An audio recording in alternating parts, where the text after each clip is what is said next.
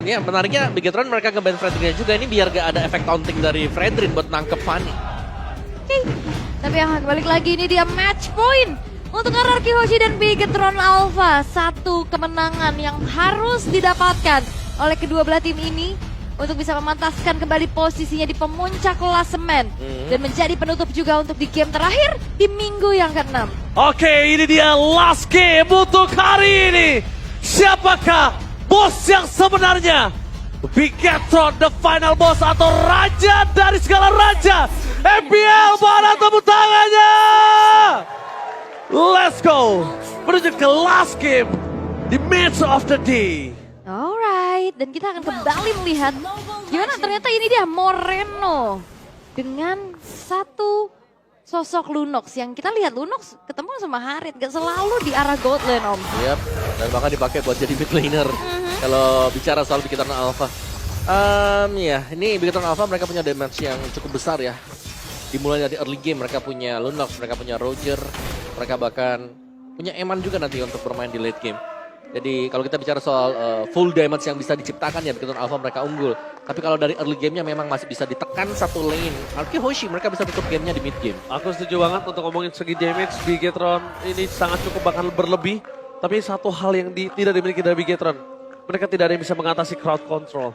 Terlalu banyak crowd control yang bisa kita lihat dari Avatar of Guardian, nanti ada Susuji nantinya. Dan bahkan kalau ngomongin dari Final Slash sekalipun, kalau semua kombonya lancar berjalan dengan maksimal, ini akan berbahaya. Tapi lihat di depan sana, ada Super Ken mencoba untuk mendapatkan Susuji dan First Blood. Di tangan ada Super Ken. Vision yang tidak terbuka oleh sosok dari seorang Idok berhasil membuka vision. Dan informasi yang didapatkan oleh seorang Super Ken berhasil dimaksimalkan. Yap, dan ini adalah hasil manis untuk Eman. 5 kali penggunaan Roger 100%. Ya, belum terkalahkan ternyata buat Eman. Dan penggunaan Lunox Moreno juga. 2 kali pakai, 2 kali kemenangan buat dia. Oke, Skylar langsung dipasang dengan ada Cutthroat. Menangkap dengan adanya Town dari seorang Eman. Tapi flicker kali ini di tangan dari Eman udah cukup sulit untuk bisa didapatkan. Dan bahkan Idok di depan sana bahkan coba dipaksa untuk sosok seorang Eman mundur. Lihat, tim dari RRQ. Mereka tidak akan tinggal diam. Moreno masih di level 3, jadi kayaknya untuk saat ini engage di arah top lane masih tidak harus terburu-buru. Ini masih coba untuk sharing experience saja pastinya. Untuk bisa sambil menunggu level 4 dan setup menuju ke arah turtle sudah dilakukan juga untuk RRQ Hoshi. Di tangan Sosujin. Oke, level 4 menuju ke seorang RRQ terlebih dahulu. Dan dia lihat membaikkan dengan Final Slash. Retribution dari seorang Ujin. Berhasil mendapatkan satu point kill ditukar oleh seorang Moreno. Dengan Dark Kening yang tidak bisa dihentikan. Ya, dan itu dia flicker sama Vanded yang akhirnya ngebuat dari Dairon pun berhasil untuk dihilangkan. Ya betul, kita melihat Sujin juga ya memaksimalkan Bane dengan farming speednya dia. Itu tadi pengambilan turtle yang cukup cepat juga. Yang bisa dilakukan oleh RRQ Hoshi dan berkurang 2% ternyata untuk audience prediction. Naik turun ya. Betul. Oke. Fluktuatif ya ternyata ya. Iyalah, karena itu kan real time. Survei juga real time. Oh, jadi kadang ngeliat game pertama Bigetron bagus naik 3%. iya. Game kedua ternyata one sided Turun turun lagi. Nah, abis game ketiga kayaknya nggak ada voting lagi. Gak ada karena udah selesai, kita di best of 3 aja bang. Oke. Oke, kalau gitu kita bakal lihat di mana kalau misalnya kali ini data terakhir dengan adanya Kim menggunakan Kufra agak kurang cukup baik loh. Balik lagi ya, tapi eksekusi yang akan menjadi satu penentu juga karena dari tadi follow up-nya itu selalu hadir, apalagi rotasi cepat yang bisa dipegang sama Super Ken. Yep. Dan juga ini menjadi tantangan tersendiri untuk bisa melakukan pick off terhadap Eman. Karena Rogernya dia kan belum terpatahkan win rate-nya. Belum, itu dia masih 100% dari 5 kali penggunaannya untuk Rogernya Eman. Tapi apakah ini akan menjadi satu pertanda juga nih bahwa Roger bener-bener lagi primadona lagi nih sekarang? Bisa jadi sih. Karena bisa di-flex juga ya buat jadi jungle, buat jadi gold. Dan Eman adalah salah satu player yang sering banget nih kayak ada satu power hero yang menonjol. Wah, tapi terbelakang dengan Final Slash. Wah, itu kalau dia tidak tenang itu bisa saja dimakan oleh para pasukan dari tim RRQ. Karena Rinsha dan juga Susujin di depan sana. Untuknya berhasil berdekatan ke seorang Rindia. Damage terlalu sakit telah diberikan.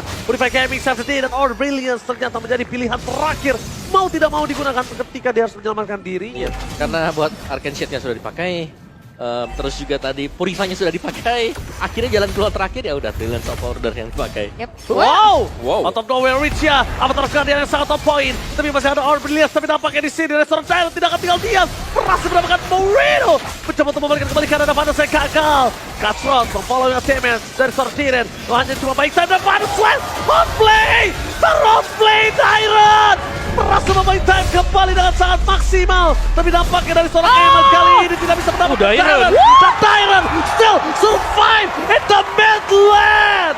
What? Dan Dairon again and again memberikan outplay yang berkelas. Gila nih orang. Dia selamat dan bahkan berhasil untuk bisa membuat waktu Gila. terbuang banyak dari Bigetron Alpha. Gila nih orang dari dulu pas ketika dia diturunin ke MDL itu memang menjadi pertanyaan besar. Karena terakhirnya dia di playoff juga dapat momen kan. Iya. Dengan dari selanjutnya dan lihat sekarang. Dia benar-benar membuktikan dirinya bahwa. Oke, Super Ken. Tapi Super Ken dengan kali ini damage harus dibendung. Dan satu point kill dari seorang Ruby. Berhasil mendapatkan point kill. Meanwhile dari top lane Tyrant berhasil menutup dan menukarnya dengan Eman. Sama-sama gold laner. Oke. Nah itu memang banyak waktu yang dibuang juga dengan Turtle yang bisa di-secure untuk Sutsujin kembali. Ini gak ada gangguan sama sekali di Turtle. Karena dari sisi tim fight-nya di Bigetron Alpha mereka berusaha untuk mendapatkan advantage dengan mendapatkan point kill. Wow, dan ini sekarang kembali tenang, kembali juga saling salip menyalip untuk bagaimana gold lead yang dipegang juga Om. Yep. Kayak ini berbeda dengan game yang kedua, cukup one-sided untuk RRQ Hoshi, tapi untuk kali ini Bigetron Alpha mereka bermain secara lebih aktif. Ya. Dan Sutsujin ya tetap dengan powernya dia. Farming yang bisa keep up dengan jungle musuh, assassin. Yang bisa dibilang ya assassin dari Fanny bisa dapetin gold lebih banyak, EXP lebih banyak dengan mendapatkan point kill tadi. Oke, I'm of dan Star Overlook. Tapi lihat Diren fokusnya ke arah belakang dengan Final Slam. Bahkan dia berhasil mendapatkan Moreno. Tyrant dengan on point memaksa Moreno mengeluarkan Order Billions. Waktu buying time yang dilakukan oleh seorang Moreno. Tidak hanya menyelamatkan dirinya, tapi Moreno sadar harusnya. Kalau dia udah mulai bisa ditemenin sih. Moreno udah mulai harus bisa main sama sosok Ki. Kenapa? Biarin Ki-nya bersama dengan Moreno itu yang dapetin combo pick off. Dan juga kayaknya tadi dengan adanya satu pergerakan yang dilakukan menuju ke arah gold lane, ini Eman nggak dapetin snowball early-nya Om. Yep. Jadi Emannya harus lebih sedikit berhati-hati juga untuk bisa bermain di laning-nya dia. Di pressure bahkan di atas di freeze lane dengan Skylar. Oke, itu ke depan sana dengan adanya lumba-lumba. Red Dream bisa take over dari Overcase. Berhasil mendapatkan satu korban Superlook yang harga harus dibayar dan dihukum atas pencurian terhadap Turtle. Apakah worth it menukar Super Look dengan Turtle? Seharusnya enggak. Siapa ini Turtle yang Aku ketiga masih juga worth ya? it. Karena satu berbanding dengan setengah. Jadi masih worth it. Dan itu dia, ketika Superlook tumbang, mereka tidak bisa menjaga menuju ke arah outer mid lane. Dan seketika pemain Fanny ketika outer mid lane-nya pecah, udah harus wanti-wanti. Ya purple buff-nya yang bisa di-rate ya. Dan bahkan sudah mulai diisi. Ada Rin yang mengisi untuk area bush-nya. Nah ini udah mulai kelihatan nih bahwa pressure bakal masuk ke jungle milik dari Bigetron Alpha. Ini udah mulai di zoning balik ya Ki, ini gak bisa bergerak terlalu luasan nih karena Rins dengan Arcane Shade, Shadow Strike ini bukan cuma sekedar di zoning tapi ngasih damage juga. Ngasih damage dengan adanya Ki, Deadly Kids, ikan lumba-lumba ya. Dan bahkan membuat para pasukan dari tim Bigetron kali ini harus mundur ke arah belakang. Oke, dan ternyata ini adalah satu game penentuan. Tiket menuju playoff di depan mata. Pertama. Siapapun yang menang di game ini akan bisa mendapatkan tiket playoff. Pertama. Langsung, Ya, pertama. Di MPL Indonesia Season 14. Wow. Oke. Yang harusnya upper bracket gak sih?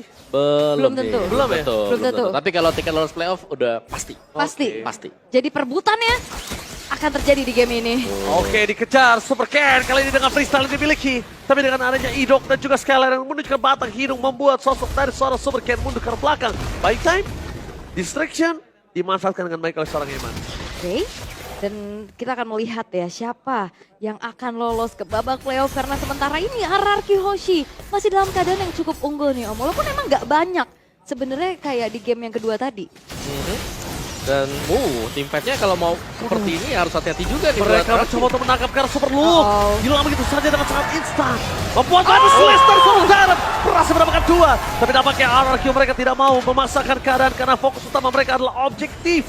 Dan objektif yang mereka miliki agak sedikit tersendat ketika ada Super Ken memotong ke arah mid lane. Ya dan bahkan bukan cuma memotong saja. Satu buah outer middle turret pun berhasil untuk dihancurkan. Tapi setup menuju ke arah Lord sedang dilakukan oleh RRQ.